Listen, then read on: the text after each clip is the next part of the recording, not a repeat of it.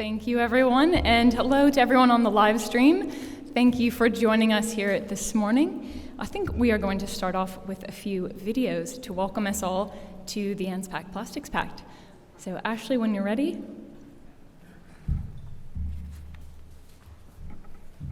Hi, my name's Emily Topaldo, and I'm Executive Director of the U.S. Plastics Pact. A huge welcome to the ANZPAC from the U.S. Plastics Pact. We're so glad that you're part of the broader network.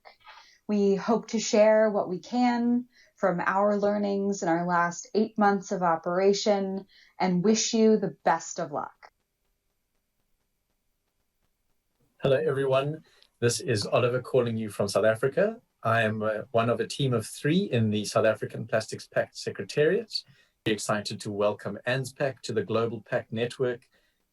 We really look forward to collaborating with you guys, sharing a lot of learnings from our side, but also hearing about what happens over in Australia, New Zealand, and the Pacific Islands.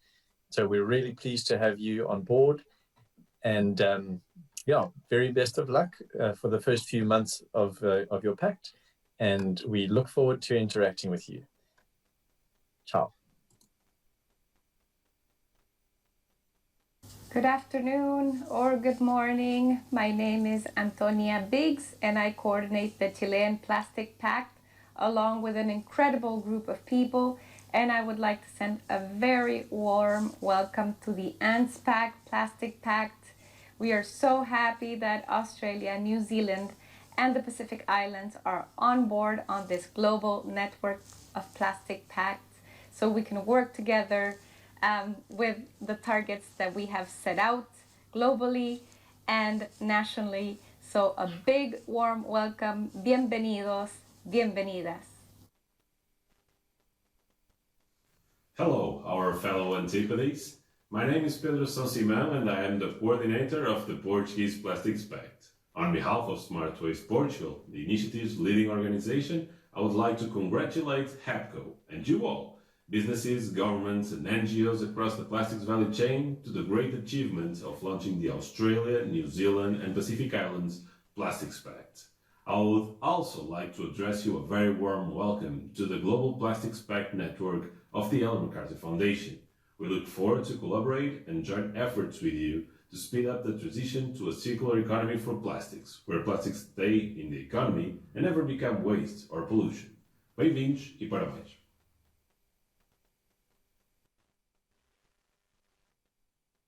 Plastic pollution is one of the most pressing environmental issues facing the planet. As Australians, New Zealanders, and Pacific Islanders, we are fortunate to live in one of the most beautiful and diverse regions on Earth. It is our responsibility to protect it. By 2040, if we fail to act, the volume of plastic on the market will double, and the amount of plastic in the ocean will quadruple. The time to act is now. We must work to phase out the problematic and unnecessary plastic items which so often litter our environment. We must innovate to ensure the plastics we do need are made from recycled plastic where possible and designed to be reused, recycled or composted. By designing better, collecting better, increasing recycled content and introducing new economic models, we can ensure plastic across the supply chain is treated as a valuable resource and keep it in circulation in the economy and out of the environment. To achieve this, unprecedented levels of collaboration are needed from across the whole plastics supply chain. The ANZPAC Plastics Pact brings together industry, government, NGOs, academia, industry associations and communities behind a shared vision of a circular economy for plastic, where it never becomes waste or pollution.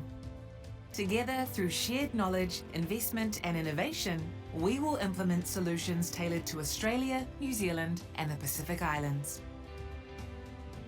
ANZPAC is part of the Ellen MacArthur Foundation's Global Plastics Pact Network, a globally aligned response to plastic waste and pollution that enables vital knowledge sharing and coordinated action.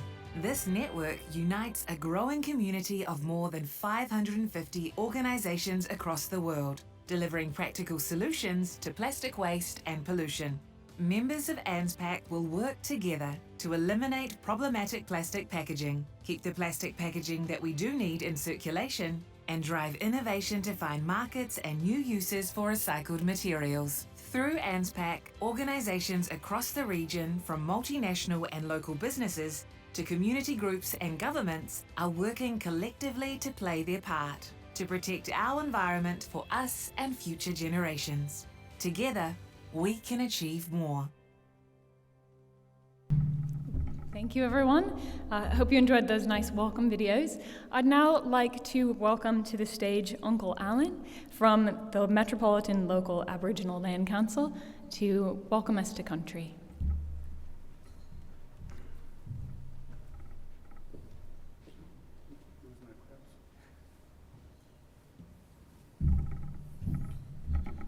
Good morning.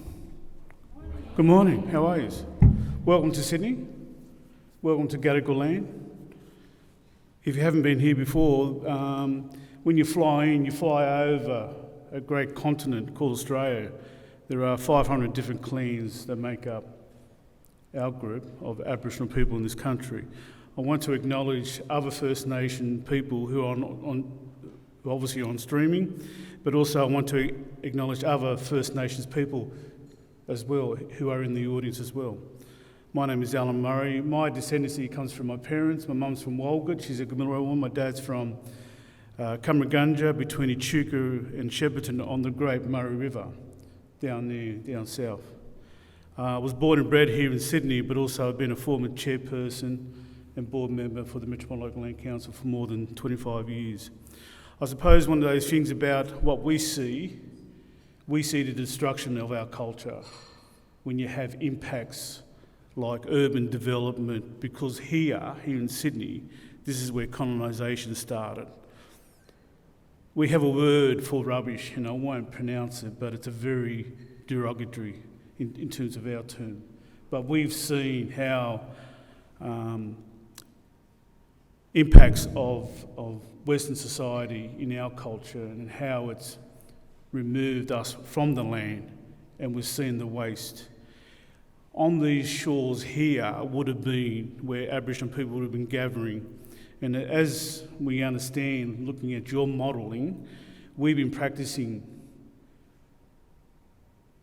how we develop our resources, how we live off the land and on the seas. We've moved from one place to the other, and we've been doing that for thousands of years. Our traditional societies here in Australia still practice where they will move from one place to the other. And we will see where now, because of the stoppage of our culture and not practising our law, LORE, and our culture, it means that we are not moving the way we should be moving around this country. And if you understand that, then you'll appreciate that, because we've had forced policies put on us. And if you're a native title owner, you cannot move unless you got express permission to move on someone else's land. But it's our land. Underneath this carpet, underneath this wharf, under this shore, down to the pylons, down to the real foundation is 40,000 years, 60,000 years, 120,000 years. If you're taking your first step on Aboriginal land as a baby, as a teenager, as an adult, as a mature age adult, you are walking on Aboriginal and Torres Strait Islander land. Those first initial steps means that you're going forward. For us, we've been going forward for years, thousands of years. We've stepped in the right direction and we've survived in this country. But we still have diversity, whether it's policies or other. But we still practice our culture the way it is. We say this. Welcome to Gadigal land, Aboriginal land. We pay respects to their elders past, present and future. And also in other First Nations people around the world, they have their own cultural norms as to how they conduct themselves on their particular land or island or on the seas. And we know that you have to protect this great continent called Australia, but also protect the world, because other influences affects us. We saw what happened here last year with the fires, and the smoke went to other parts of the world, and they've seen the impact. What we expect is that during those hot summers, we expect during the winter months is to have coal burning to reduce the impact of fires on our society. And we expect that. Now they're looking at the science to us to make sure we can live. And if you look at us, our examples, you will see that, yes, we can have a synergy to work together and collaborate. So on behalf of the Metropolitan Local Land Council, welcome to Gadigal land. Remember, you are walking on Aboriginal land, and we say this: respect us, respect yourself, show the commitment, and also provide the leadership. And thank you very much.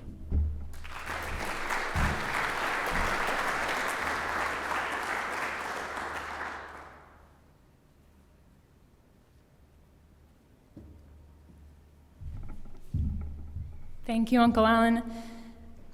Very true words. We all very much are connected within this region. On behalf of my fellow speakers today, I would like to acknowledge the Gadigal people of the Eora Nation, the traditional custodians of this land, and pay my respects to the elders past, present, and emerging.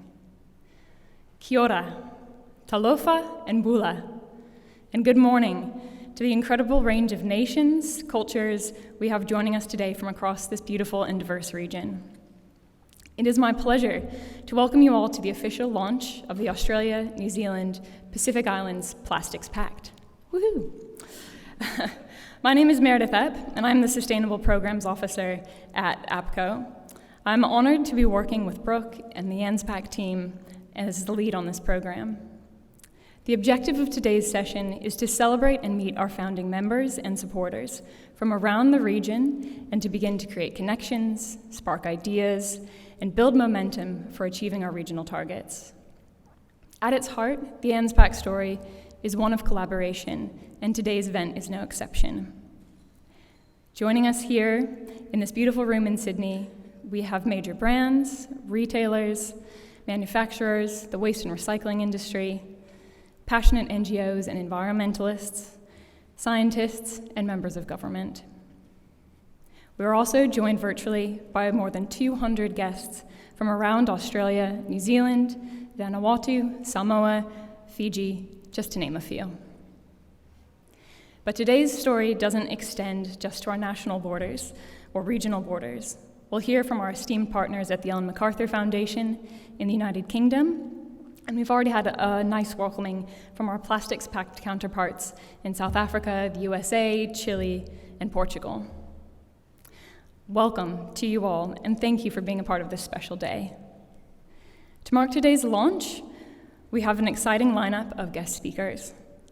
First up, we'll be hearing from the Honourable Warren Entsch, Special Envoy for Oceans and the Great Barrier Reef. We'll then be hearing from the Honourable Minister Trevor Evans, Assistant Minister for Waste Reduction and Environmental Management. And then I'm pleased to also have with us in the room here today in Sydney, the lead for CSIRO's Ending Plastic Waste Mission, Dr. Deborah Lau.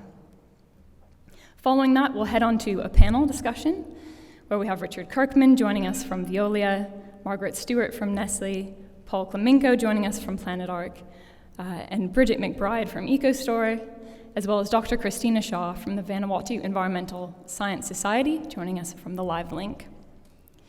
In the spirit of collaboration, we will then turn things over to you, where we will have plenty of time for questions, so please take the time to share, engage, ask questions, and let's all connect.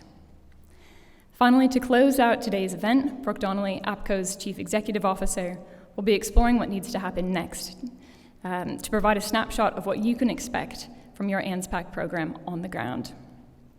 So without further ado, it is my pleasure to welcome the Honourable Mr. Warren Entsch, the Special Envoy for the Great Barrier Reef, joining us from Cairns. Warren, can you hear us okay? Absolutely. Great. How are you going? Thank you. I'll hand over to you now. Well, look, thank you very much indeed for the opportunity to be here today and to say a few words. And thanks to APCO for hosting this launch event. I'd first of all like to start by acknowledging traditional owners, pay my respect to elders past, present and emerging, and certainly thank you also to the Welcome to Country. You know, the momentum behind Australia's waste transformation continues to build. There's no doubt about that. The ANZPAC is a critical part of this transformation. It is setting the vision for the circular economy in our region of the world.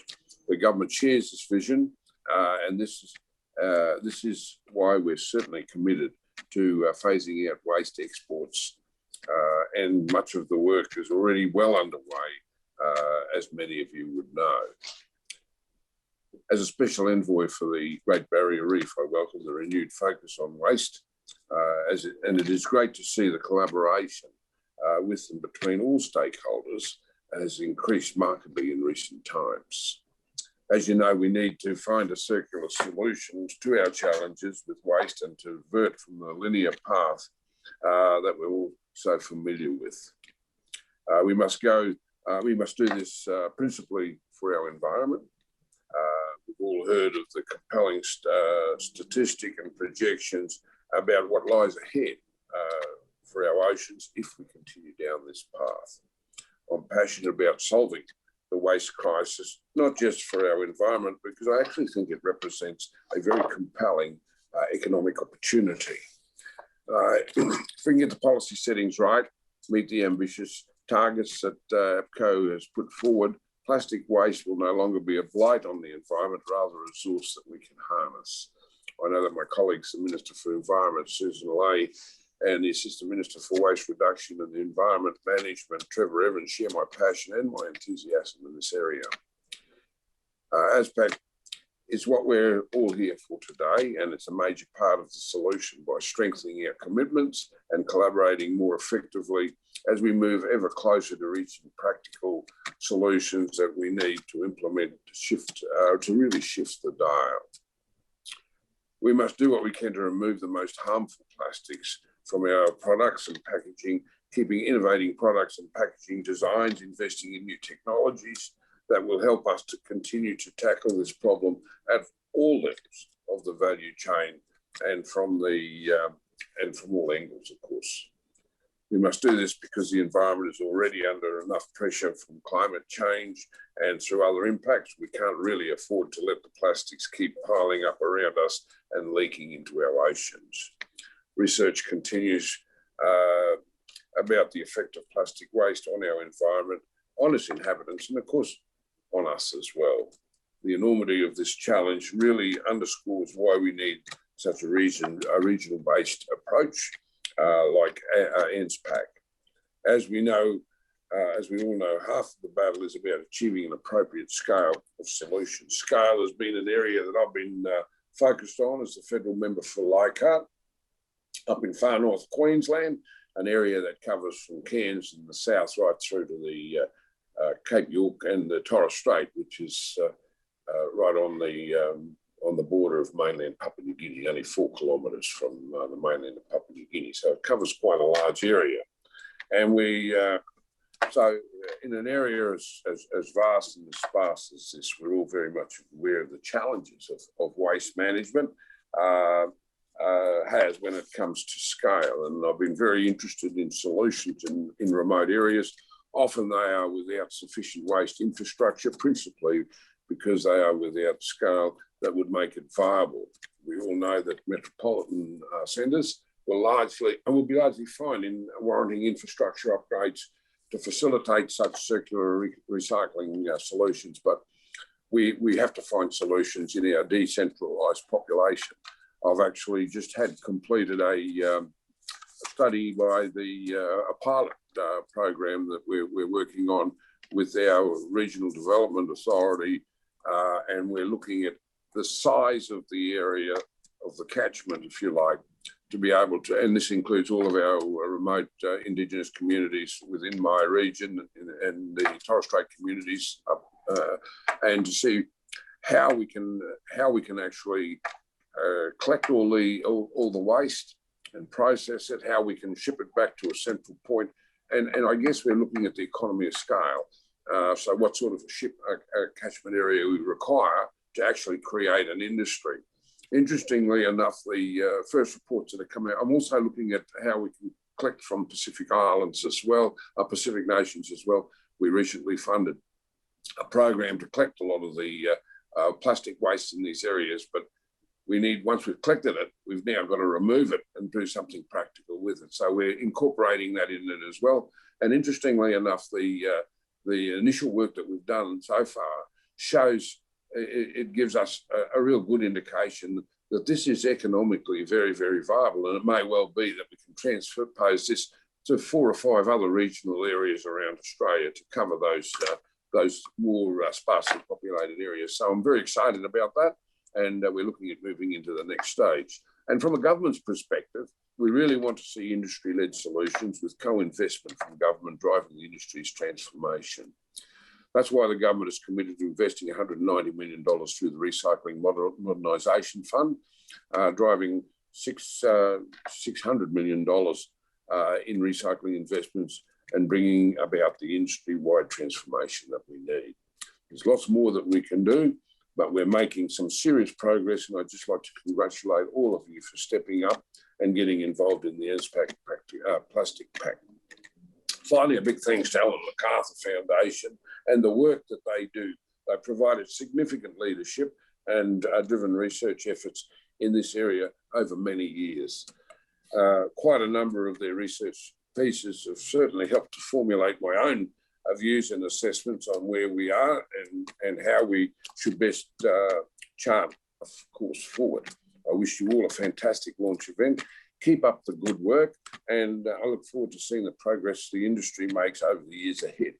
You are all undertaking critically important work, and we have to increase the recycling rates, restore Australia's faith in the recycling industry, and do all we can to help our region and our planet more broadly. So all the best, and thank you very much indeed for having me at this forum. Thank you.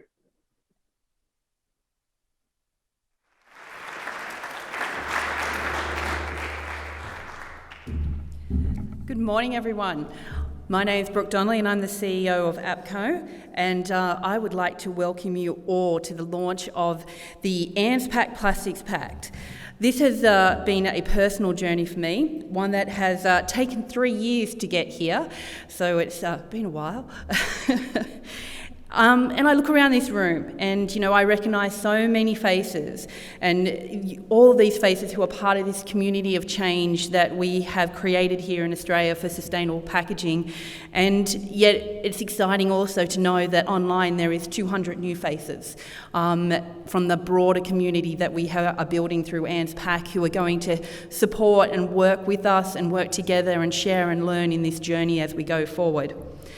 I wanted us all just to really take a moment, and I think it's really important that we do this, to reflect and truly recognise the significance of the group that has gathered here today. It's a group that's from across the entire plastic supply chain, a group that is taking real and tangible action towards resolving the embedded problem of plastic waste in our communities. I knew in 2017, when I came to this job, that one of the biggest and most difficult challenges would be taking plastic packaging circular. It wasn't long before the work of the Ellen MacArthur Foundation was on our radar, and I thought, oh, this could be it. This could be our platform for creating a consolidated and cohesive approach for the supply chain to work together on this important issue. At that time, there was a handful of other plastic pacts that existed around the world, but at that stage, all of them were being rolled out at a national level, and it was on a visit to Europe that I spoke with the Ellen MacArthur Foundation about how we were going to develop a plastics pact for Australia. And it was at that point that the team really put forward the idea of a regional approach for the Oceania region. After some consideration, because let me tell you, that is no small undertaking. And I'm looking at some of these faces around the room who at the time said, oh no, you know, oh, that's going to be a lot of work. And yeah, I think we all underestimated how much work it would be to get that many people together on page on these important issues. However, what we did realise was that there was something really important about our region and in our area and where this could be beneficial, and that was, it's about our oceans. It's the heart of our culture, and for millions of people across this region, you know, the ocean is a way of life. It supports all of our beautiful and unique marine life, and for far too long we have known in our heart of hearts that we must do much better at protecting it.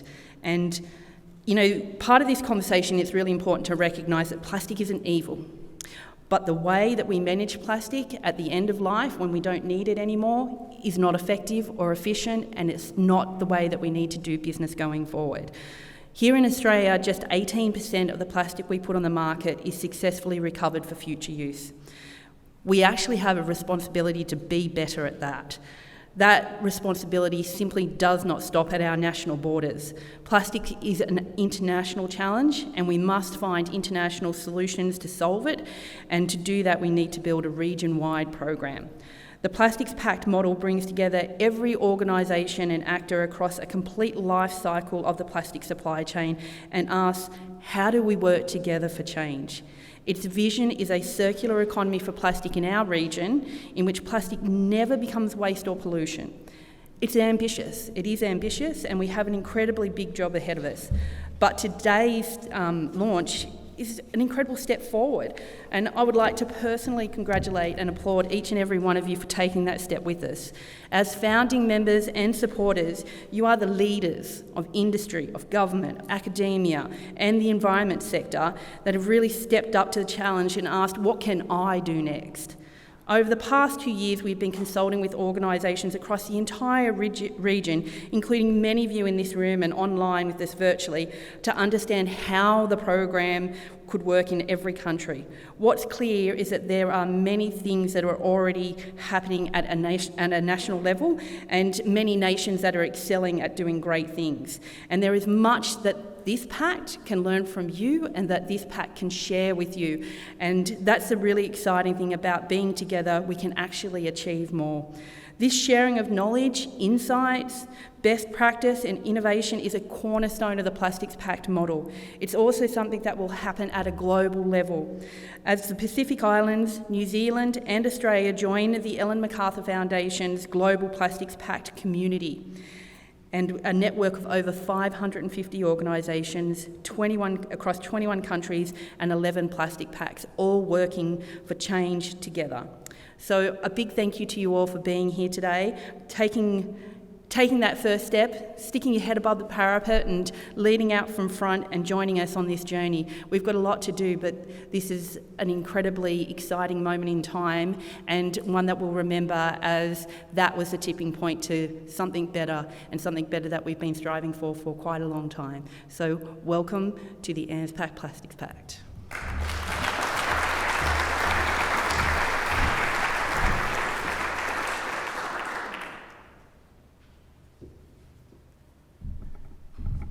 Thank you, Brooke. That was excellent. Getting me all excited about today. And speaking of excitement, we also have an exciting video coming to us from Minister Trevor Evans, the Assistant Minister for Waste Reduction and Environmental Management. So when we're ready, we'll take the video. Hi, everyone. I'm Trevor Evans, the Assistant Minister for Waste Reduction and Environmental Management in Australia's federal government. I'd like to welcome you all here today and say thank you for the opportunity to say a few words at the official launch of ANZPAC. In particular, I'd like to welcome representatives that are involved today from countries right across our region, including New Zealand and many of our Pacific neighbours. The challenges of plastics and plastic packaging are indeed many and complex. And when we think about all of the challenges and opportunities that there are across the spectrum of issues when it comes to recycling and resource recovery and bringing about a circular economy, there are few areas as complex and challenging as plastics. Here in Australia, as little as 18% of our plastics historically have been able to be recovered and recycled at the end of the life of that plastics in various products. And that's why we're stepping up and taking significant action, both in terms of policy reform and significant record investments to try to tackle these challenges head on. Through the National Plastics Plan that we released in January, through our first national recycling laws, which passed the Parliament last year, through to our record recycling modernisation fund, which involves co-funding, not just from the federal government, but from the states and territories and industry as well, to help build around Australia the recycling facilities and infrastructure we need to massively ramp up our ability to recover and recycle plastics. There's many actions, as I say, that we're taking to confront these challenges here in Australia. But of course, everyone has a role to play. Governments at all levels, households, small businesses and large businesses, innovators, entrepreneurs, community groups, and environmental groups. And the work that we're all doing can't be done in silos. Engagement, collaboration, and cooperation are absolutely the key to making significant change and reform happen. We recognise that we live in a world today with long and complicated supply chains. The movement of consumer goods around the country, across the world, is incredibly detailed. And that's why it's important that regional approaches, such as the ANZPAC being launched today, are able to come to the fore with your direct involvement and support to help make a difference. One of the actions that the Australian government announced in our National Plastics Plan back in January was a commitment to ensure Australia is taking the lead and will be involved in helping to create global agreements so that all of the countries in the world can tackle issues like plastics, marine debris, and litter in our oceans. And as those global negotiations and agreements take shape, regional agreements such as ANZPAC will be absolutely vital, not just to help those global agreements take shape, but to deliver the outcomes and objectives of those agreements on the ground and in our region. So thank you everyone for your involvement thus far. I know a lot of work has gone in behind the scenes, even to reach today's launch of ANZPAC. I look forward to hearing the outcomes of today's discussions and launch, and I look forward on behalf of the Federal Government of Australia to welcoming all of your further work into the future. Hello, I'm Sander Defruyt. I'm with the Ellen MacArthur Foundation, where I'm leading all our work on plastics. I'm really sorry that I cannot be with you today in person, but still very delighted to address you virtually on this very important launch of the ANZPAC Plastics Pact. It's been a real pleasure for us to support Brooke and the team at APCO alongside REP for many months of dedicated and hard work to get to this day today. The Ellen MacArthur Foundation is delighted with the announcement of the ANZPAC Plastic Pact, a very important initiative in the Pacific region, but one that's joining a more global network of plastic pacts around the world. It's joining 10 other plastic pacts from Canada and the US to Chile, South Africa, Europe, and now also here in the Pacific. And all of these initiatives are united behind one common vision of a circular economy for plastics. And all members of the ANZPAC Plastics Pact that are joining today are joining a larger group of over 1,000 organizations now united behind that vision. And that is really important because by now it's very widely recognized that a comprehensive circular economy approach is the only solution to address the waste and pollution issue that we face. The circular economy is a bigger idea that goes beyond addressing the symptoms of today's take, make, and waste economy. It's trying to more fundamentally redesign our economic system and as such really address the root cause of not just the waste and pollution issue, but also other global challenges such as climate change and biodiversity loss. But the plastic pacts are more than just aligning behind a common vision. It also includes very concrete and specific 2025 targets, and the members of the ANZPAC Plastic Pact today are committing to work together towards achieving those targets, and as such, eliminating the plastics that we don't need, innovating the plastics that we do need, making sure that all of them are reusable, recyclable, or compostable, and finally circulating the plastics that we use to keep them in our economy and out of the environment, landfills, or incinerators. As part of the global network of plastic pacts, the many success stories that I'm very confident will come out of this ANZPAC Plastic Pact will be amplified and will be used as learnings for the other pacts around the world. And also vice versa, this pact can really build on a lot of the expertise and knowledge of the other pacts that are already existing.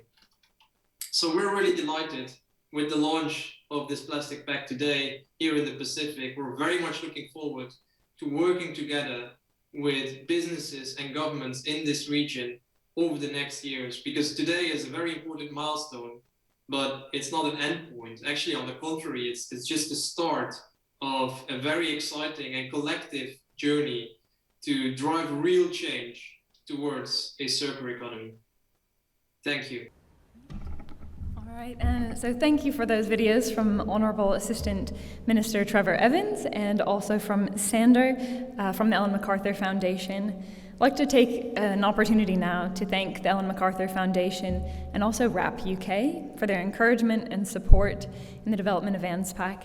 Unfortunately, with the time difference, it's the middle of the night for them, so there might be a few people online that are joining from bed, but great to have all of your support there, and it's been really instrumental to getting us here to this point today. So for myself personally, one of the most enjoyable parts of working on ANZPAC over the past year or so has been meeting the many diverse stakeholders that we have all throughout the region, from Australia and New Zealand, especially in the Pacific Islands, and hearing about some of the exciting initiatives and the opportunities to continue to collaborate on these. We're incredibly thrilled to have a strong representation from our Pacific Island champions, from government, waste and recycling sector, businesses, and NGOs. We'll now be hearing, and I'm honored to introduce Kazi Latu, the Director General for the Secretariat of the Pacific Regional Environmental Program, or SPREP, as it's more commonly known, to hear a little bit more about the Pacific perspective. Talofa, Director General, do we have you on board? Hello? Yes, good afternoon. Can you hear me?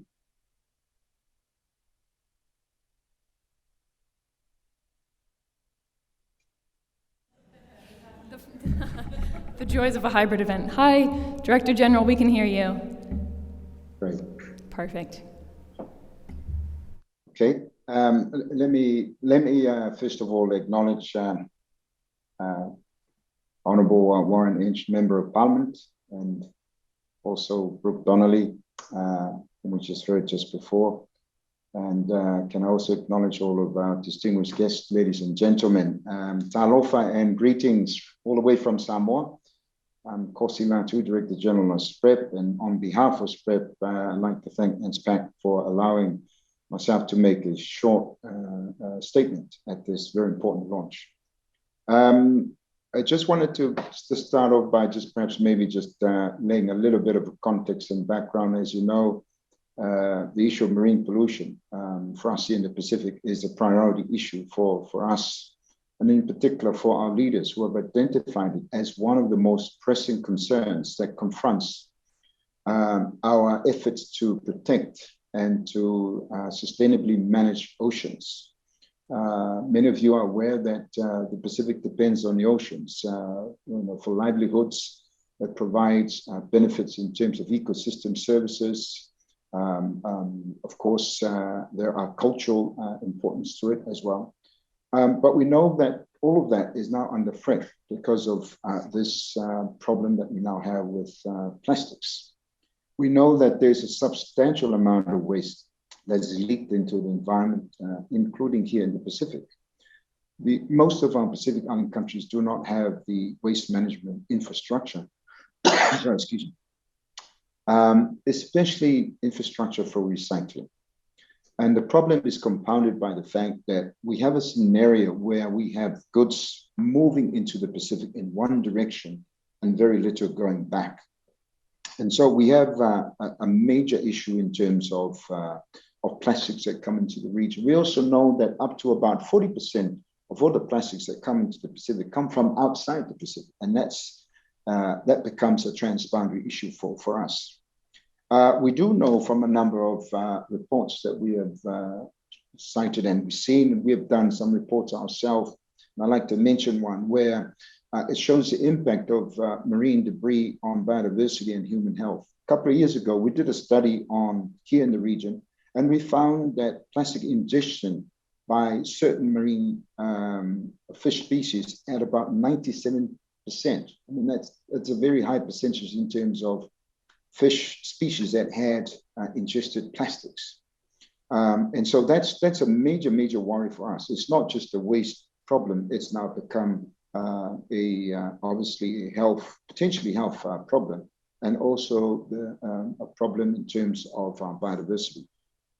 We do know that as small island states, we intend to do a lot to try and mitigate that flow of marine debris and pollution. But as we heard from Mr. Evans today, it's very important for us that we work together holistically to try and address the entire plastic value chain, moving towards a circular economy in the Pacific.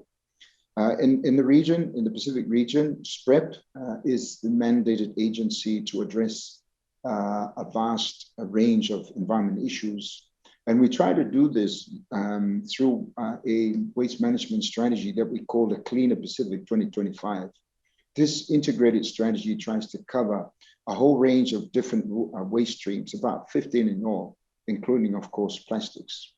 One of the key things that we have found in the Pacific is this, really useful concept of partnerships. And of course, when we talk about partnerships, ANZPAC is a very clear example of how we should be addressing the issues.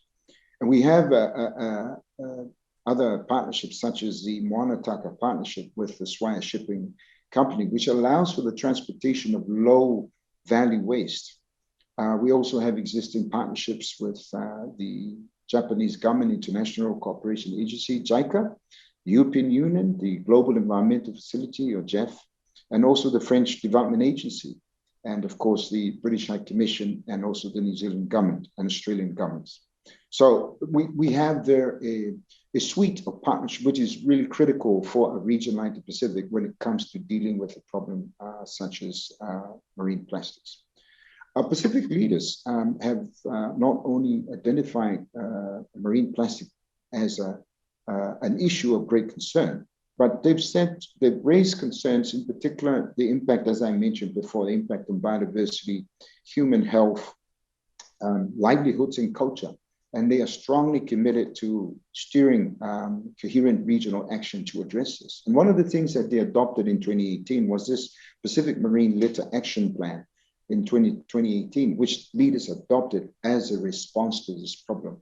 And it recognizes the urgency of the region working together to implement and to accelerate policies and actions to reduce plastic pollution that embrace the whole of life cycle approaches to products, the promotion of alternatives, and driving more sustainable practices and consumption patterns.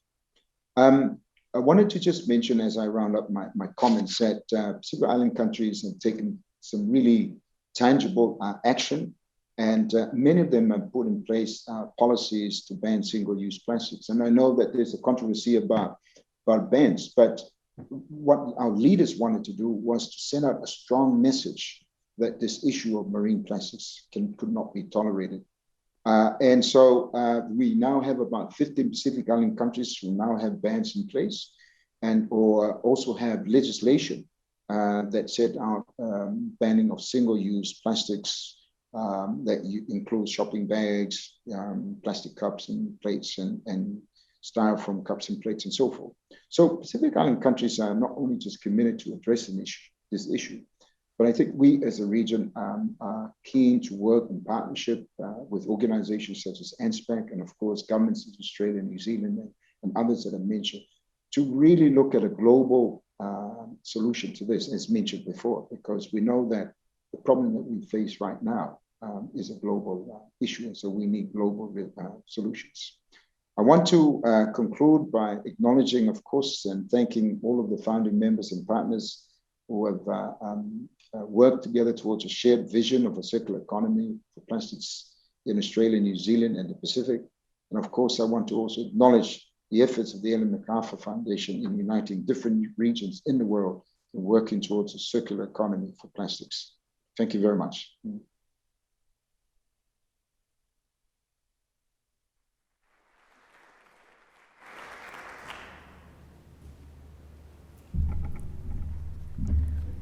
Great to hear from the Director General Causey there.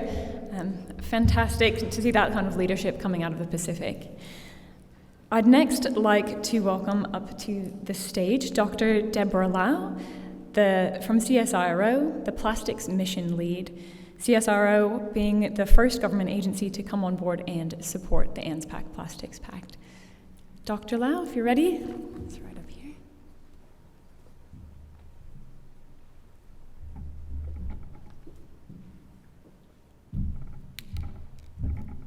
Thank you, and thank you very much for the opportunity to come and say a few words. I'm Deborah Lau. I'm leading CSIRO's mission in development to address plastic waste.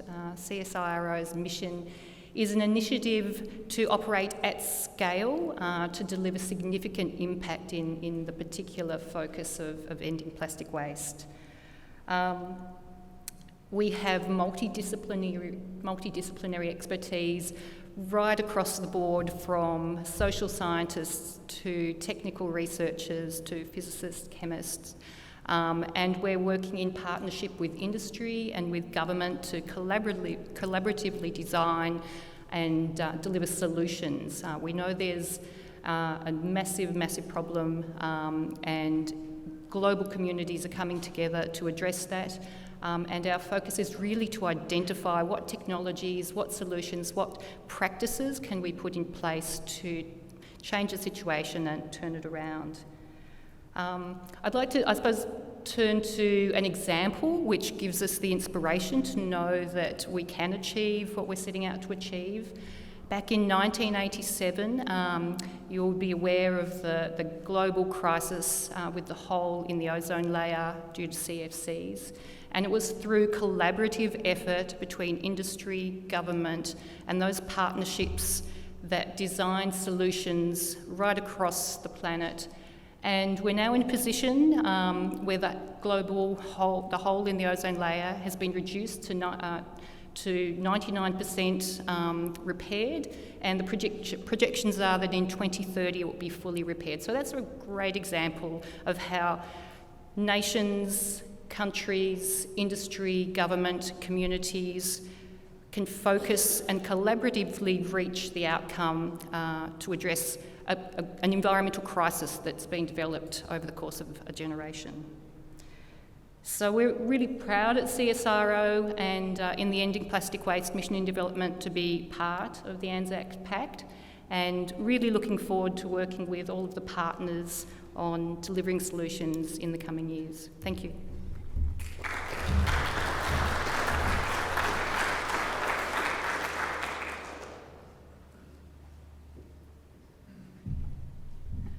Thank you, Dr. Lau. Very exciting work, and I think also worth mentioning too some of the great work that's come out of CSIRO earlier this year with the policy paper on leading Australia to a circular economy, and how that really ties into the work that we'll be doing here as well. So thank you so much for those words, and I think it's exciting to hear those stories of hope. And I know that sometimes Brooke's mentioned this before, it's like trying to turn the Titanic around. And there's a lot of work that needs to be done, but it can be done, and we've seen those examples like we've seen with CFCs in the past. So now we are going to head into the discussion part of our session. So we'll invite our speakers to come and join me here on stage. So please feel free to come on up and grab a seat. I'll start by introducing Bridget Mcbride. Stairs just over here, Bridget. So Bridget is the brand manager for Ecostore, one of New Zealand's leading personal care brands, established in 1993 by Malcolm and Melanie Reid, and they've been doing some fantastic work in the reuse and recycled content space. So thank you, Bridget. Next, we will go ahead and introduce Margaret Stuart. So welcome, Margaret.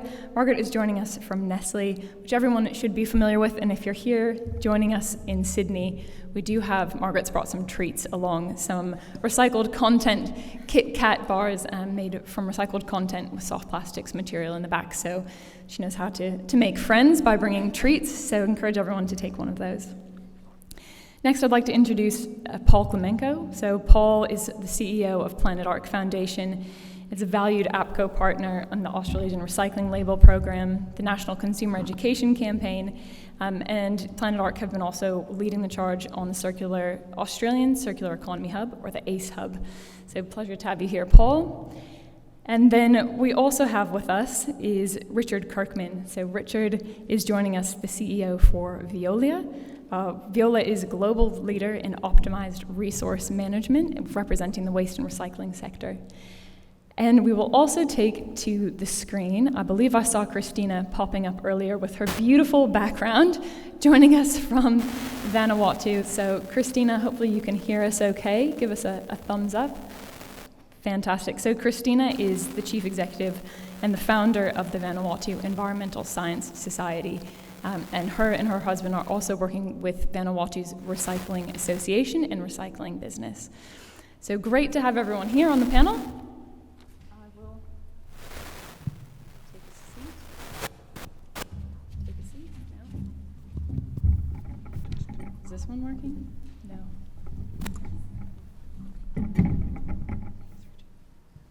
Great. All right, so hopefully everyone can hear me. And if you are joining us on the live stream, please feel free to pop your questions into the comments, and the team here will field those through. And if you have any questions as we come through the panel too, the team will be walking around with microphones in about 20 minutes. So feel free to hold on to those, and we can ask them away. So thank you all panelists for joining us here today. I think, it's great to have such a diverse range of organizations, and what we've heard the ministers talk about before is all about that collaboration. And if we want to do all of this work, we really need to work together. So I'd like to start the panel with thinking about, what's the why? Why are we doing all of this? So I think I'll start with Bridget, my first question for you. So Bridget, Ecostore is an organization with sustainable practices in your DNA. What does a program like ANZPAC offer for you? Yeah, sure. So our vision at Ecostore is to be the most sustainable home and body care business in the world. And we feel that the ANZPAC's goals highly align with ours, so we are all about eliminating plastic. We've done a lot of initiatives already, so we launched New Zealand's first closed-loop plastic return program last year. We source all our plastic from recycled plastic and sugar cane. And as well, we've got 100 refill stations across New Zealand and 2 in Australia, and that number continues to grow. For us, though, we still face a lot of challenges. So one would be designing out plastic entirely. There's a lot of problem plastics in the consumer goods industry, like triggers and pumps. The other is around so the other challenges we face are designing out plastic's one of them, coming to innovative solutions, and we feel that what ANZPAC can do for us is really develop innovative partnerships so we can work collectively on these challenges, and as well as influence consumer behaviour change, so that's another challenge for us, and to also influence government to really bring about big change. So overall, coming to a great end result. Awesome, fantastic. Thank you, Bridget. So Margaret, I'll pass on to you next. So Nestle has been a leader in sustainable packaging space for the last few years. Why was it important for you to join this new pact? Well, most of you, there's quite a few familiar faces in the room, and most of you will see me as being Nestle Australia. But my role is actually Nestle Oceania, so I cover Australia, New Zealand and the Pacific. And what I see when I do that is that making commitments like having packaging that's recyclable is one thing in Australia. It's a different thing in New Zealand, and I can tell you it is a much, much different thing in the Pacific. So you can make your packaging recyclable, but if there's no system to collect it, no system to sort it, process it, if consumers don't know what to do with it, if there's no end market for it, then what did you actually do? And obviously, we've been trying to work on how do we collaborate right across that waste chain, or how do we turn that waste chain into a value chain. But what's really obvious is that we can't do this on our own. We can't do it on our own in Australia, and we can't do it on our own in New Zealand or anywhere else either. What we really need is collaboration to work with others who share the same vision that we share for a future without waste, where our packaging waste is not found in the environment. We're only going to do that if we collaborate, and so we need to find places where that collaboration is expected and anticipated, and we're all working towards the same goal. So we really welcome the creation of ANZPAC because it gives us a platform through which we can start to look at these problems through a different lens. And we have to also be really, really conscious, and I'm aware that the group of faces I'm looking at are in Australia, and I'm not actually quite sure about the faces on the other side of the screen. But we have to be really careful not to take an Australian mindset to a Fiji problem or a Papua New Guinea problem. We need to actually engage in a richer, deeper way and solve the problems in a way that is locally sympathetic to the infrastructure and everything else that's there. So we just desperately need collaboration to change anything real. Fantastic, Margaret. And I think that leads us on to a nice question that we can ask to Christina. I don't know if we can get Christina back up on the screen. So Christina being live, joining us in Vanuatu, and she's shown fantastic leadership there. So Christina, the Pacific Islands, as Margaret mentioned, host a number of unique challenges when it comes to managing plastics. What do you see as the biggest challenges that you face on the ground right now? And what do you think the community needs in order to make ANZPAC a success? Yes, hello everybody from Vanuatu. Thank you for the opportunity to join in, but at least virtually, as we can't travel to Australia at the moment.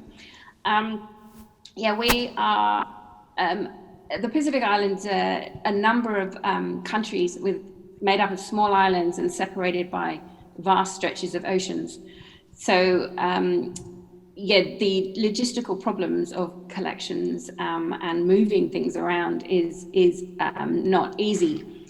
All of our plastics pretty much are imported, whether that be with the product that we're purchasing or whether it's plastic packaging for our manufacturers to put their products in. So everything is imported. So we are reliant on what's available outside of our borders to be able to before we can change what we can do. So that's one of the challenges. Again, as DG of SPREP, Kosi said, we lack infrastructure for waste management and recycling. And in most of our countries, the vast majority of people live very close to the coast, within a kilometre. So leakage of plastic waste into the environment inevitably ends up in the ocean. And one of the other challenges as well, which I think Brooke kind of touched on earlier, was every country in the Pacific is different. We have a lot of similarities, but there is a lot of differences as well. So there's differences in every country, different challenges and different solutions as well. So I think, there's no one size fits all. So that's one of the big challenges, is to work out what works where. And yes, we are all small countries. So again, with no real economy of scale. So how do we manage to make a big difference in very small packages, I think is the challenge that's before us today. Absolutely. Thank you, Christina. We'll now move on to Richard. Hello, Richard, nice and close here. So we've seen a huge amount of movement in Australia's waste industry in recent years. And the vision for ANZPAC is to create a circular economy for plastic, where plastic never becomes waste or pollution. In your perspective, how far away are we from achieving that vision? So I suppose from what I've seen so far, Australia's really motivated to do something different, and there's a lot of policy coming down the pipe and organisations that are promoting what they want to do. And motivation is the first thing you need if you want to get somewhere.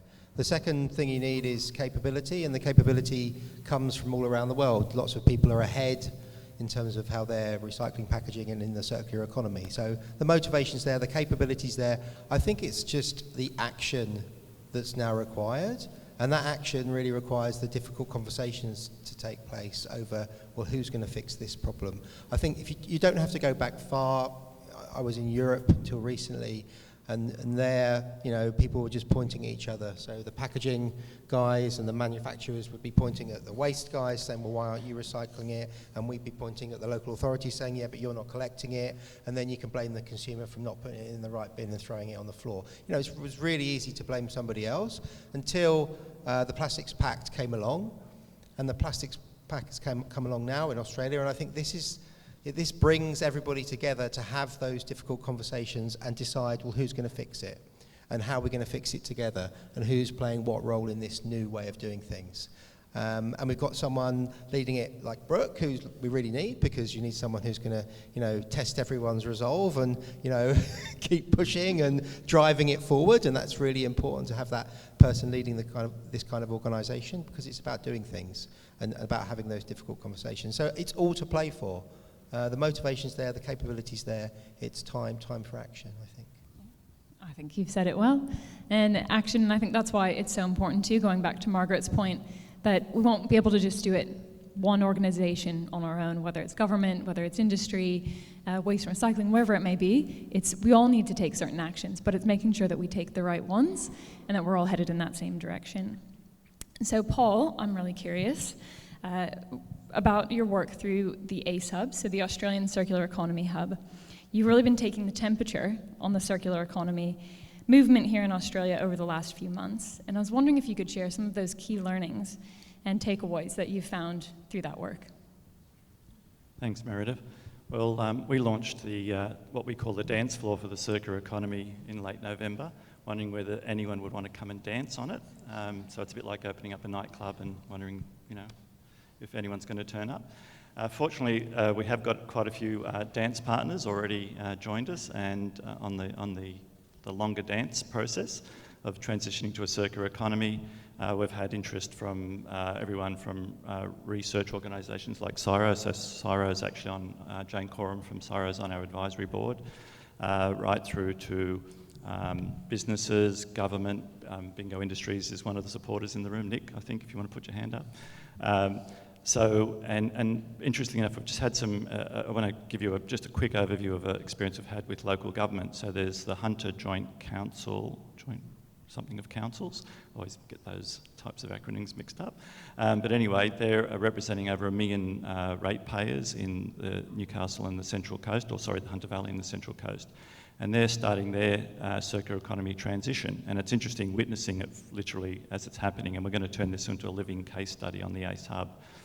But one of the materials that they did at this workshop only a couple of weeks ago was plastics. And it was interesting seeing this group of business people. So they've had councils and business people approach these material challenges.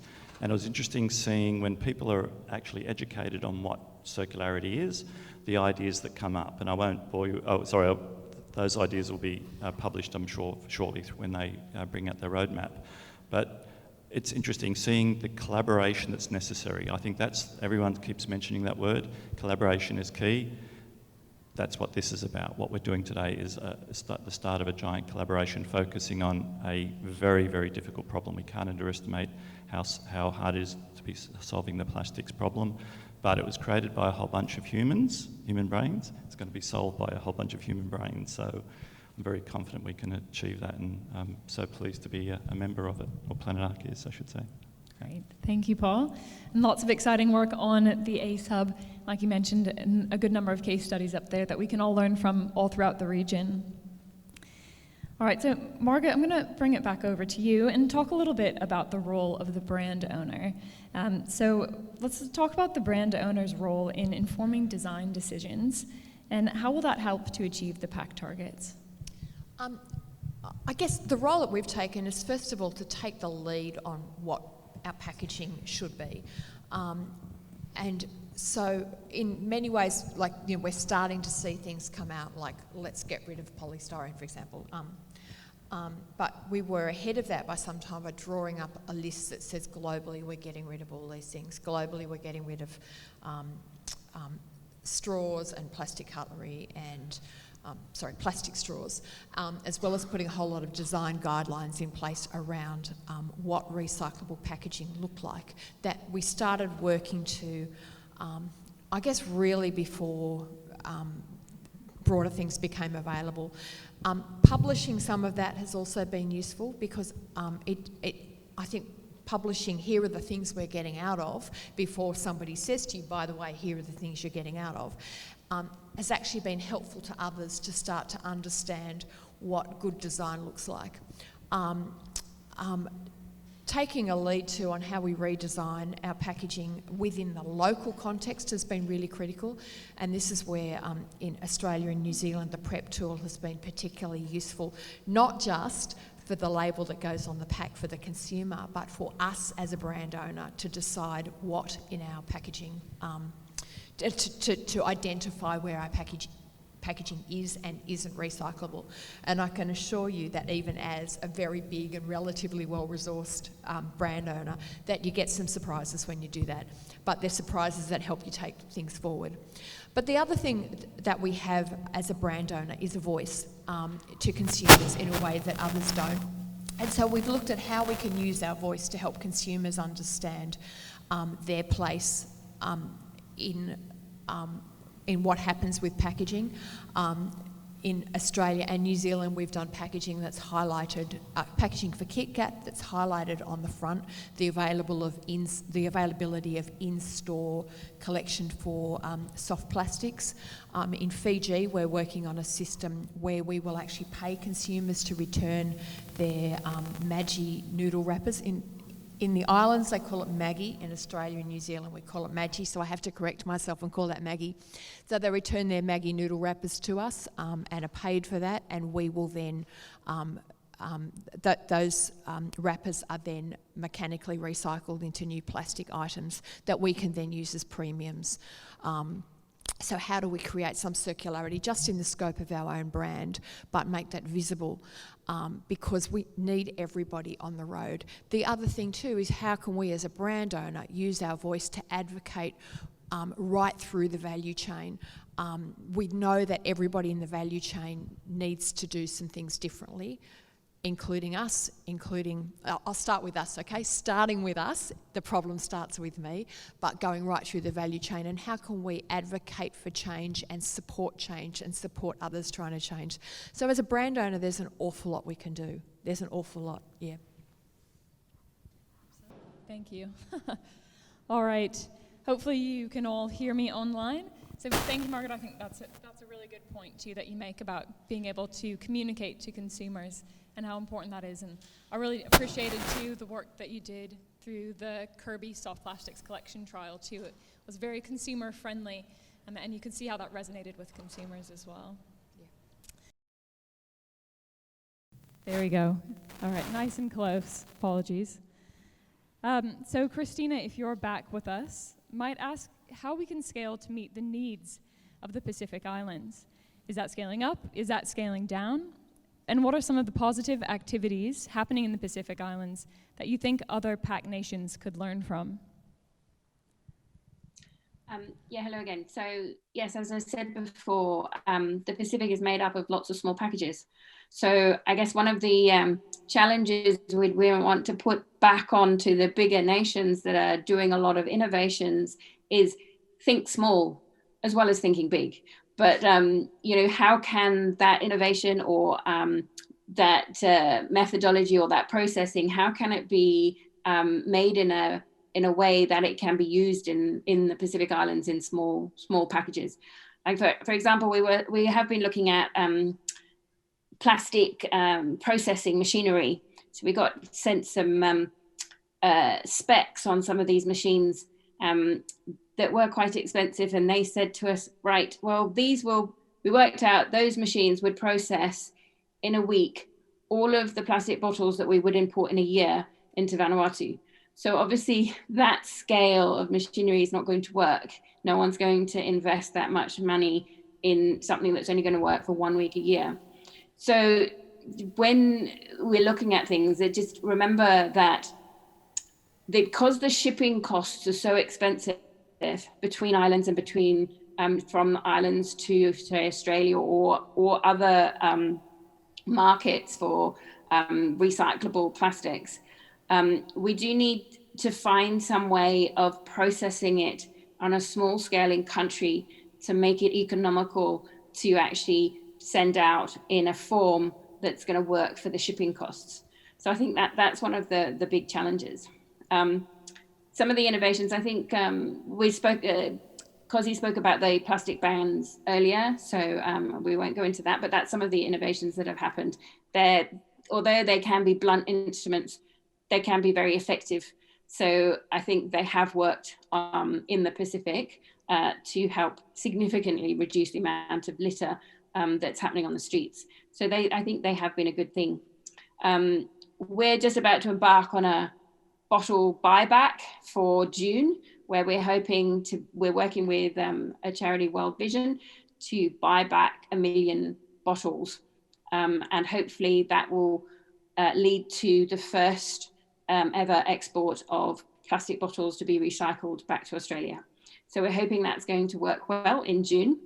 I think one of the things that we're learning going through that process is, though, if we want to be part of this circular economy, we need to make sure that we can give the plastic backs in a form that can be used.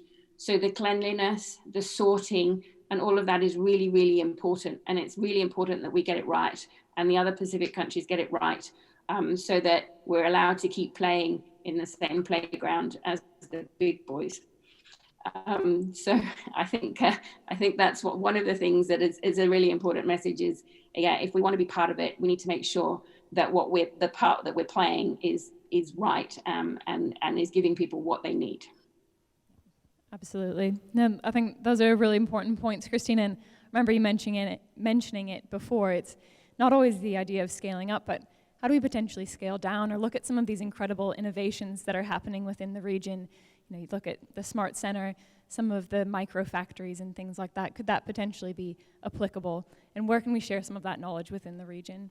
So thank you, Christina. That's great to hear from you. We'll pop back over to Bridget now, so representing from New Zealand.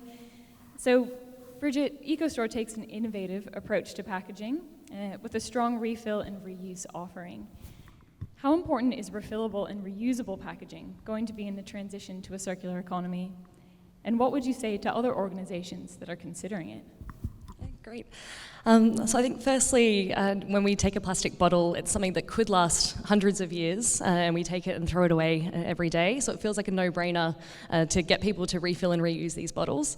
But that change can't happen overnight. So we do have a number of refill stations across the world, which is awesome, but we do face a lot of challenges. So the model isn't perfect. So as an example, for consumers who go to shops, they need to sort of see a refill station 3 or 4 times before they remember to bring their bottle.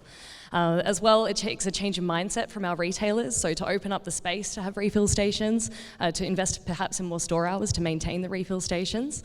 So there is a bit of work to be done, but what we are finding in the refill stations that we do have, the sales of our products are twice that of our retail packs. So there is a really good business case for it. Consumers do want it and they do love it, but it takes a while to get them on that journey. So what I would say to everyone considering refill stations and adopting this model is to do it, because the more people that do it, the more consumers will get used to that behaviour and the more plastic we can reduce overall. Excellent. No, I love a good refill station. Fantastic. I do that on a weekly basis, bit of a habitual person. So thank you, Bridget.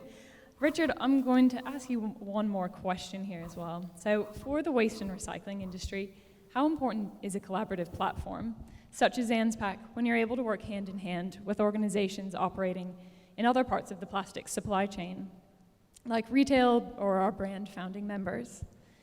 And once you understand some of those organizational challenges, and what role does the platform play, and how do they better understand your business? Yeah, I think, you know, what the platform does, it just opens up those quick routes to solutions. So, you know, very often we'll find that some of the packaging that's coming through our recycling centres is not recyclable for one reason or another, and we can see that it could be done in a slightly different way. We can reach out to those manufacturers and see if they want to think about manufacturing in a different way or just modifying slightly what they do. The obvious example is with yoghurt pots, where some yoghurt pots are recyclable and some are not. So evidently, you can make them the recyclable way. And when we've pointed that out to manufacturers, they have thought about how they can switch, and it takes a number of years sometimes to make the switch, but it's programmed then into their plan. So I think that ability to explain the problem, you know, we're not packaging people, we don't know how packaging's made, don't know anything about the design and the difficulties and the use of packaging, but we know that the problem starts to be created post-consumer. And at that point, I think it's easier for us to point out what the problems are, and then by collaborating with manufacturers and with local authorities, we can solve the problem. And that's really, I think, what this platform delivers. It delivers quick access to just get to the nub of the problem, but with real examples, not just theories and, you know, high-level platitudes. It's really the detail of solving one thing at a time. Absolutely, and I think that speaks back to Margaret's point that you made as well. You know, when the brand owner has that role around designing packaging, and it needs certain functions, it needs to keep food safe, it needs to keep your product safe. How do you find that balance? And you may not understand what's happening on Richard's end of the supply chain nearly as much. So if there's that opportunity to have an open dialogue and open discussion, we can help to achieve these targets and work towards that vision for a new plastics economy much faster. All right, Paul, I'll ask you one more question here. So, Paul, you're here representing the not-for-profit NGO sector. Can you tell us a little bit about how you think that sector would feel empowered to contribute and participate in initiatives like ANZPAC and move the circular economy forward? Well, ultimately NGOs are what are called transition brokers. And what we do is we facilitate knowledge sharing and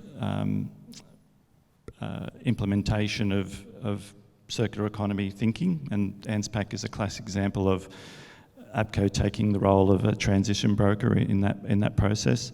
But you need multiple transition brokers in any major transition in society. In fact, you need lots of them, because as we've all pointed out, we've got to get people together in a room and get them collaborating and thinking with systems design thinking. So it's absolutely essential you do have those transition brokers, otherwise you'll have a lot of people just disconnected in a chain, wondering how can we actually solve this problem. Absolutely, I think I love that term, the transition brokers. That's a good one. I'm going to open up a question for the entire panel, but we might potentially start with Nestle and with Richard, if you'd like, on this one. So one that I'm sure lots of us have experienced, and you know, we've heard and we've all seen some of those photographs, but plastic is clearly an emotive issue, particularly to consumers. So how do we strike that right balance in understanding the functional role of plastic and drive that mindset shift to a circular economy? Margaret, do you? I'm really sorry, I'm having a problem with the sound and I couldn't hear it. Oh no. So just wandering around, plastic is an emotive issue, and particularly for consumers. So how do we strike that right balance in building understanding of the functional role of packaging, when often, you know, it may have a lower carbon footprint than another alternative packaging option, but consumers seem to think that plastic is quite emotive? That's probably the hardest question ever, because consumers don't ever want to read anything past the headline. That might sound slightly cynical, but it's very hard to get into explaining the scientific ins and outs when what they feel is a sense of outrage. And so some of what we are doing, as well as making packaging recyclable and so on, one of the things that we're also doing is Nestle has made a commitment to reduce our use of virgin plastic by a third by 2025. I can't even begin to describe how hard that is. And we're literally sort of looking for plastic under every doily to try and find plastic we can get rid of. But we need to consistently demonstrate that we are taking plastic seriously. we need to continue to restate why it's important, particularly for food, that it also has a role in freshness, which comes into a whole different area, which is the area of food waste. That it has a role, that there's the trade-offs with emissions when you move to different types of packaging. All those things are very real, but we also need to, we can't use those things as excuses for not taking action where we should take action, such as reducing plastic use when we're able to do that, such as making packaging recyclable and so on. In the end, we can't actually solve everything, but we need to focus on what we can do, and then we need to actually do it. That I don't feel like I really answered the question, because I don't know how you. There is a worldview out there that wants everything to be black and white, just straightforward and simple yes no, and it's not the reality. Plastic is a fabulous substance if used in the right way, and if you manage its entire life cycle. Yeah. I kind of think you did answer the question when you talk about, fresh food. I think that's a really important part of it. And having joined a plastics pact in the UK 3 or 4 years ago, we went through this journey of, at the beginning, plastics was really demonised. In the press, it would always be about how evil it was and we should stop using it. And that story did change over time. There's always part of the consumers who will be against plastics entirely, but if you think about the mainstream of people and the 80%, I think there is a realization that plastics brings value. It enables fresh food, and you can go and get refills for most things if you want to, but if you want to have fresh food in your home, you're going to need to have plastics, and it's down to you to recycle it as well. And you're right, because the 80% knows what happens if your cucumber's not wrapped in plastic. Like, they know, they know what happens to their fruit and vegetable. They know that costs a lot of money. They know it just gets tossed out if they don't manage it properly, and that plastic is the most effective way to do that. Yeah. Fantastic, thank you all. All right, we might see if there are any questions from the floor, just one or two. All right, I think Anna here up in the front.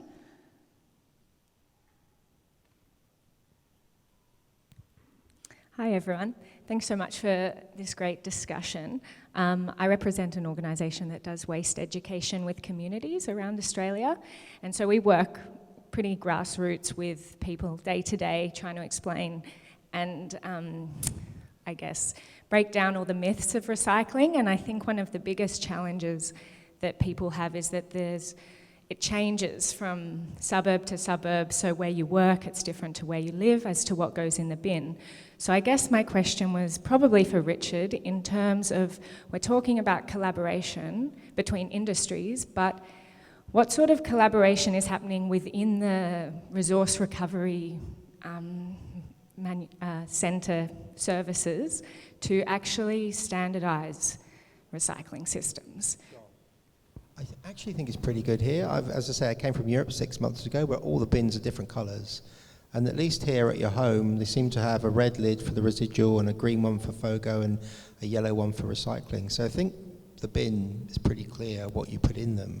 The real challenge for consumers and people when they're recycling is not the infrastructure that sits behind it.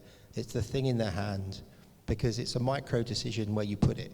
Some people wash things out, take 10 minutes and spend a lot of time putting things in containers, but most people, it's a micro decision. You don't even think about it, it just goes there or there. And therefore the packaging has to be intuitive.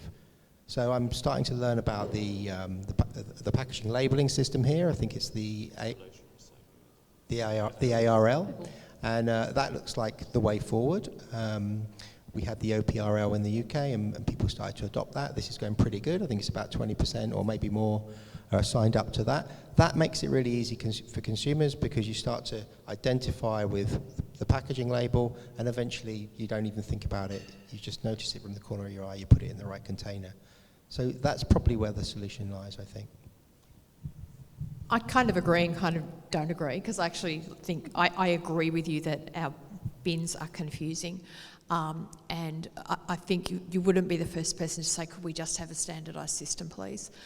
We can see Victoria has committed to that. already, which is terrific. I'd like to see it national. But the ARL does go a really long way to helping people make that decision. But of course, here where we're talking about a context beyond Australia, into New Zealand and the Pacific, and particularly in the Pacific, where there may not be waste collection and recycling is even,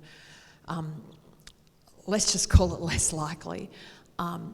The question goes beyond one of bin standardisation and how do we just get collection, and not just collection but appropriate processing. What does that look like, and what does that look like in that context, and how do we bring the talent that we have to addressing those kind of questions.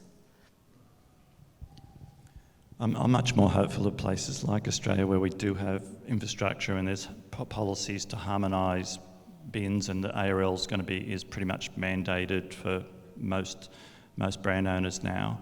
I agree with the Pacific Islands and other parts of the world where there is no infrastructure. It's not a issue of which bin do I put in, I don't even have a bin. And that's where we really need to think outside the box. And so one of the systems we've looked at is what's called social plastic, which is put out by the Plastic Bank, where people are basically remunerated for collecting plastic. And therefore, if you're collecting it, it doesn't get a chance in the next rainfall to end up in the ocean. So it's really a turn off the pipe, turn off the tap approach.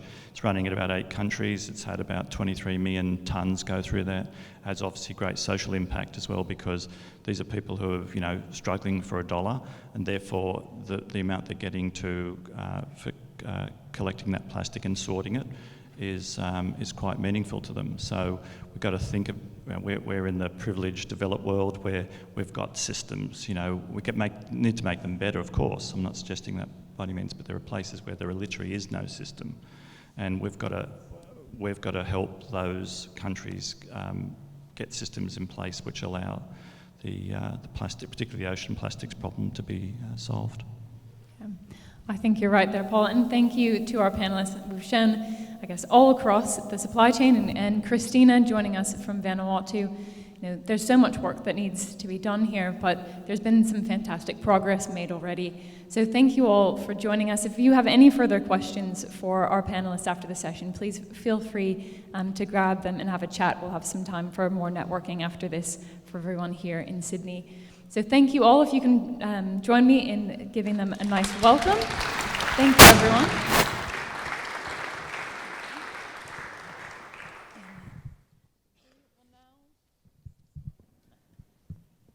I've done a really good job of muting myself on this microphone. Thank you all. If you can just, thank you.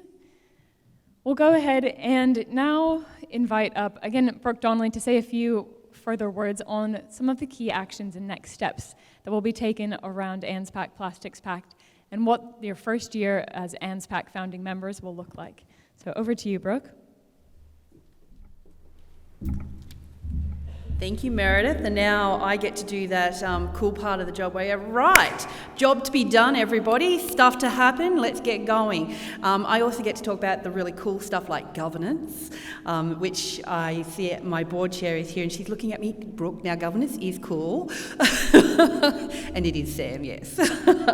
But it's a really important part of a program like this. I have been on radio and TV today and yesterday evening, and one of the questions I keep getting is, how do we know they're going to do it? How do we know that it's going to happen? How can we be sure that this action is going to be taken? So governance is really important. We have a forum in APCO that we have used. It's been really effective, and it's a forum that has also been used across other plastic pacts called the Collective Action Group. We will be having one of these for the ANZPAC Plastics Pact. It will have representation across Australia, New Zealand and the Pacific Islands and across the plastic supply chain. And this group is going to be overseeing the action and the activities that need to happen to actually drive that progress that we're all super keen to see happen. So I encourage all of you as founding members, over the coming weeks you will see some communications coming out saying step up and be part of this important steering group, and apply for that. So that will be coming out to you. Also will be further information around working groups. We have got a lot to do, and a big part of that is putting together a roadmap. The roadmap is really the first step of the Plastics Pact network, and the other 10 pacts have all got their roadmap defined, and our job is over this 12 months is to get ours together here for the Oceania region. And so that's going to be a really important piece of work in terms of working through, these are ambitious targets, how do we actually get to them? What is my job, what's your job, and how do we all work together? To Richard and Margaret's very valid points just before, you know, we've all got something to do in this, and we need to understand what that is so that we can actually accelerate this action and activity to really achieving these outcomes. So a big part of the roadmap will be sitting down and saying, well, there's lots of things we could do, there's lots of things that are happening, what are the things we want to leverage, what do we want to amplify, what can we consolidate and actually really drive and accelerate the action necessary. Projects are always really important, and one of the key things that we wanted to do to be able to talk about today was hitting the ground running, and we have done that by, in the last year through the development phase of this ANZPAC work, already establishing a couple of key projects that are kicking off immediately. So we have been able to secure funding here in Australia for 2 key projects to kick off around product stewardship, and so this is actually looking at 2 sectorial areas. One is in for horticulture, so talking about pot plants and all the associated paraphernalia that goes with pot plants in gardening and horticulture and green life, and also oil bottles, automotive oil bottles. So people tend to go, oh, why oil bottles and pot plants? It actually doesn't matter. It's not actually about the oil bottle or the pot plant. It's about the approach that we take to collecting materials that have not traditionally been collected and recovered and been available to go into a circular system. So by establishing these 2 projects initially, they set up a framework in which we can look and apply to any sectorial issue. You know, very excited to have both Coles, Woolworths and Aldi here joining us today as founding members and part of this work. And, you know, retail is a great example of a sector that has made incredible advances in the last few years in sustainable packaging, and, you know, a sector that has really got a great opportunity for projects to look at how we can do effectively more things in retail and standardise some of the things that we see in our supermarket shelves. So there's lots of projects to be done, there's lots of work to be done, and this roadmap and project development phase is very much about working through what those will look like. The other very big and key piece of work project is a pledge program. So this is a program that we've started to do some work on already in terms of talking to manufacturers and brands and securing their commitment to the use of recycled materials in their packaging formats. This is fundamental. Recycling ain't recycling until you're buying something recycled. So it's all good and well to recycle something, but if you haven't got something valuable at the end of pipe and that material doesn't have a value, we're all pretty much wasting our time. So being involved in using recycled content in the design of packaging formats, etc., is fundamentally important to achieving a circular outcome for the Plastics Pact and for the work that we need to do. So that pledge program is really important as well. And so we started these activities off here in Australia, and we're looking at sharing those with our New Zealand and Pacific Island colleagues and partners, and also learning what they're working on, and so share them back to the Pact and be able to co-design and create these really important activities as we go forward. So there's lots to be done. I'm aware that you've all been sitting here and listening to these wonderful people talking, and I hope that it gives you great hope, because I'm sitting here listening to this and I'm thinking there is so much engagement here and there is so much activity, and you're only getting to see a couple of hours of it. As I said, I have been involved in this for many years now to get to this point, and there is so many people engaged in the background to get to here and to the work that's got to go forward. And I wanted to take a moment just to quickly thank those, because Meredith is going to come up and wrap up for us. But, you know, you saw a video from the Ellen MacArthur Foundation team, and you saw Sandra speaking. So Sandra and I have been talking for 3 years, and Sonia and Juliet have also been involved this whole time. And Juliet, I think, was her first day at EMF was a meeting with APCO to start talking about the ANZPAC Plastics Pact. So, you know, they have been a fantastic support. I'd also really like to acknowledge our friends and colleagues at RAP in the UK, Peter Skelton and David. They've just been fantastic as a touching base and getting through the challenges of actually forming up this work. But you also saw Cozzy on the video and from SPREP, and Cozzy and his team have been engaged for quite some time, and they've got such a significant workload over there, but they have been so open to this opportunity and to this collaboration, and I'm very, very grateful for the time and effort that those teams have made. And also Christina, who we saw in the video as well in the panel discussion, and her team. And also, I've got to give a big shout out to the APCO team and for Meredith, who I think has done an exceptional job. Can we just take a moment? We've had people online, we've had, you know, people in the room, we've had little, you know, people popping up left, right and centre, and we had a little bit of static on the microphone. I think from a technology perspective, on a Tuesday morning, we get a big clap for holding all of that together. So well done to the APCO team. And I'd also like to recognise the APCO board and the directors. Many of them are here and joining us today, and we had the good fortune of having our board chair here with us as well. These pieces of work take the commitment and, if you like, the belief of a much greater structure than just a team of individuals. It takes the strategic understanding and the capability to have a vision that is far beyond where others may be in the marketplace. And we have always been fortunate at APCO to have a board who has that vision and a board chair who leads from the front. So thank you to them and to their support for today as well. But I will hand over to Meredith to finish up, and here we are today, and excited to be working with you all going forward. Lots more to do. Thank you.